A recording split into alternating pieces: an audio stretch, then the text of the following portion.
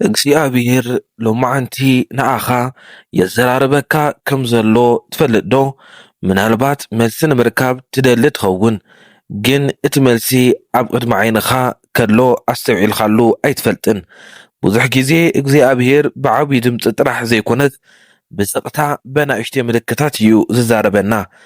ኣብዚ ሕጂ እዋን ኣብ ሂወትካ ዘጋጥሙኻ ዘለዉ ነገራት ተራ ኣጋጣሚታት ጥራሕ ይመስሉኻ ይኾኑ። ተጠንቀቕ፣ እግዚኣብሔር መልእኽቲ ይሰደድካ ኣሎ።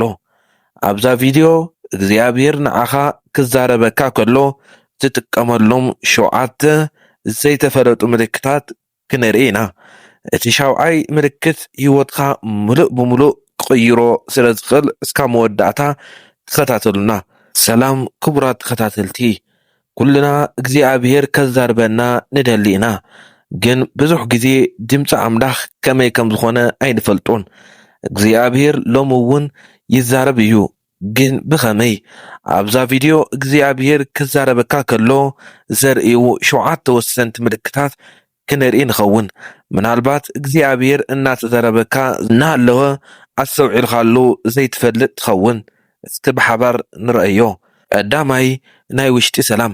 ሓደ ውሳነ ክትውስን ከለኻ ወይ ኣብ ፀገም ከለኻ ኩነታት ከይተቐየረ ኣብ ውሽጢኻ ዘይልመድ ሰላም እንተተሰሚዑኻ እቲ ድምፂ ኣምላኽ እዩ። ኣይትፍራሕ፣ ምሳኻ ኣለኹ ይብለካ ኣሎ። ካልኣይ ብቓል ኣምላኽ። መጽሓፍ ቅዱስ ክተንብብ ከለኻ ወይ ስብከት ክትሰምዕ ከለኻ ሓንቲ ጥቃስ ልክዕ ንዓኻ ጥራሕ ከም ዝተባሃለት ኮይና ልብኻ እንተተኪፋቶ እዚ እግዚኣብሔር ንዓኻ ዝሰደደልካ መልእኽቲ እዩ። ሳልሳይ ተደጋጋሚ ፍጻሜታት። ሓደ መልእኽቲ ብዝተፈላለዩ ሰባት ብሕልሚ ወይ ብሬድዮ ብተደጋጋሚ ክመፀካ ከሎ ኣምላኽ ኣቓልቦኻ ይደሊ ኣሎ ማለት እዩ። ራብዓይ ሕልና።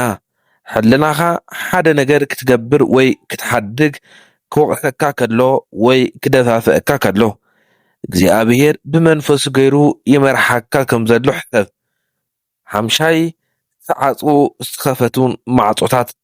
ሓደ ግዜ ዘለናዮ ነገር ክዕፀወልና ከሎ ንሓርቕ ንኸውን፣ ግን እግዚኣብሔር ብዕፁ ማዕፆ ገይሩ እዚ መንገዲ ንዓኻ ኣይኮንን ኢሉ ይዛረበና ኣሎ። ሻድሻይ ብሰባት ኣቢሉ። ሓደ ግዜ ንስኻ ጥራሕ እትፈልጦ ምስጢር ወይ ፀገም ሓደ ሰብ መፂኡ ብዛዕባኡ ክዛረብ ከሎ ወይ መፍትሒ ክበካ ከሎ ኣምላኽ እቲ ሰብ ተጠቒሙ የዘራርበካ ኣሎ ማለት እዩ። ሻብዓይ ብጸሎት ዝመጽእ ምርዳእ። ጸሊኻ ምስ ወዳእኻ ኣብ ኣእምሮኻ ንጹር ሓሳብ ወይ ድማ መንገዲ እንተተገሊጹልካ እዚ መልሲ ጸሎትካ እዩ። እግዚኣብሔር ወይ በናእሽቱ ነገራት ወይ ብዓበይቲ ተኣምራት የዘራርበና እዩ።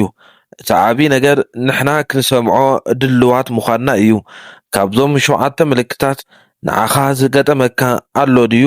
ኣብ ኮመንት ጸሓፉለይ። ነዚ ቪድዮ እንተፈቲኹሞ ሼር፣ ላይክ፣ ኮመንት ብምግባር ንኻልኦት ኣባጽሕዎ። ሰላም ኣምላኽ ምስ ኩላትና ይኹን። ይቐኒየለይ።